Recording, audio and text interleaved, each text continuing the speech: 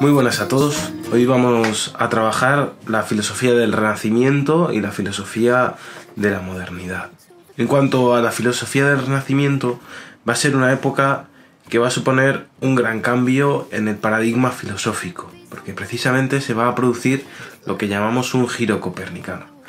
Como todos sabéis, en este momento hay una serie de científicos como Copérnico, Kepler y Galileo que van a desarrollar la teoría que va a ser heliocéntrica, es decir, se va a pasar de pensar que la Tierra está en el centro del universo a pensar que es el Sol el que está en el centro del universo, no la Tierra. Entonces va a pasar algo muy similar con la filosofía, va a haber un cambio completo de paradigma, un giro de 180 grados que va a plantear la forma de ver las cosas de una manera completamente distinta, que va a revolucionarlo todo. ¿Qué es esta manera que va a pasar? El Renacimiento, siguiendo con sus raíces cristianas, va a producir una serie, unos cambios. ¿Qué cambios van a ser? Van a ser precisamente que vamos a pasar de intentar comprender el mundo desde la visión hacia el objeto, ¿vale? Es decir, el objeto estaría en el centro del conocimiento y el hombre sería el que desde la periferia mira ese objeto, ¿no? A un cambio en el cual es el hombre en el que está en el centro y los objetos están alrededor. Entonces, lo que se trata es aquí de decir, yo como sujeto, ¿qué digo de los objetos? ¿Cómo los explico? ¿No? Entonces este cambio va a ser completamente fundamental, aparte de la aplicación de autores como Tomás Moro, Piccola della Mirandola, toda esta serie de autores que van a profundizar aún más, si cabe, en el conocimiento político, en la realidad política.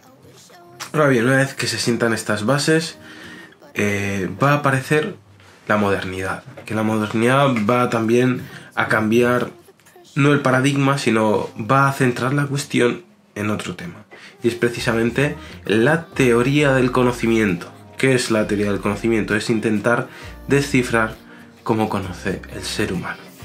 Y en esta teoría del conocimiento básicamente vamos a tener dos partes, o dos luchas, hay dos corrientes de pensamiento que van a batallar entre ellas. Uno van a ser los empiristas y otro van a ser los racionalistas. Los racionalistas van a estar compuestos por autores como Descartes, Spinoza, y que van a decir básicamente que nuestro conocimiento, la forma en la que conocemos, empieza y comienza desde la razón. Es decir, tenemos una serie de ideas que, por así decir, están instaladas en nuestro cerebro con anterioridad, lo que serían las ideas innatas, es decir, antes de nacer ya están ahí presentes, y estas ideas innatas nos ayudan a conocer la realidad, ideas como infinito, trascendencia. Sin embargo, los empiristas, como Hume, Locke, ¿qué nos van a decir? Nos van a proponer que no, que esto no es así, que para poder acercarnos a la realidad no hay que partir de la razón y llegar a los sentidos, sino que es el camino inverso, sí, ¿no? Que lo que hay que hacer es, a partir de los sentidos, es como puedo llegar al conocimiento racional. Es decir, sin la percepción de lo que tengo a mi alrededor, no se puede llegar al conocimiento. Y aquí en este caso hablarían de la mente como si fuera una tabula rasa, un papel, una hoja en blanco, en la cual, a través de la percepción de las cosas exteriores, comienzo a conocer esa realidad que tengo a mi alrededor.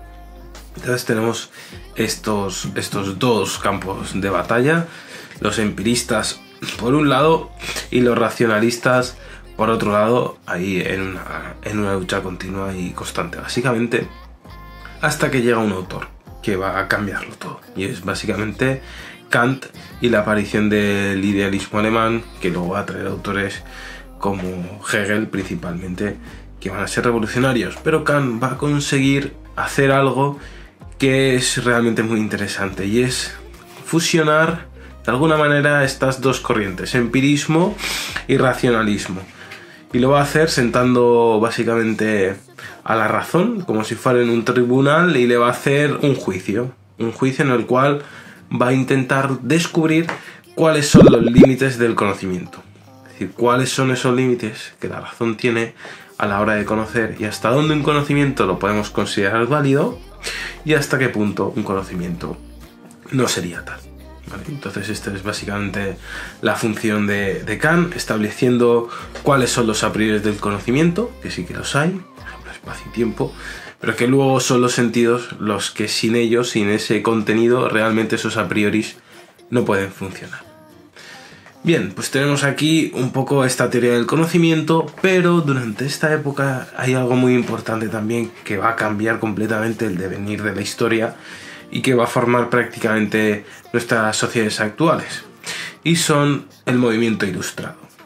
Básicamente hay tres autores principales, que son Rousseau, Montesquieu y Voltaire, que van a establecer las ideas que van a acabar por derrocar el antiguo régimen, es decir, el absolutismo. Es decir, el rey tenía todo el poder absoluto, tenía el poder ejecutivo, legislativo y judicial, y hacía lo que quería. Y estos autores, con una serie de ideas, como la separación de poderes, la idea de que la nación o el poder de la nación reside en el pueblo, toda esta serie de cuestiones van a hacer que esa idea de absolutismo de los reyes decaiga y finalmente se produzcan revoluciones como la americana o la Revolución Francesa.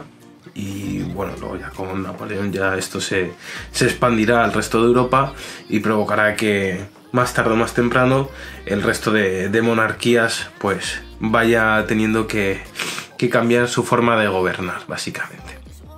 Entonces, estos tres autores fundamentales para comprender el mundo actual. Bueno, pues hasta aquí esta cuestión de la filosofía moderna.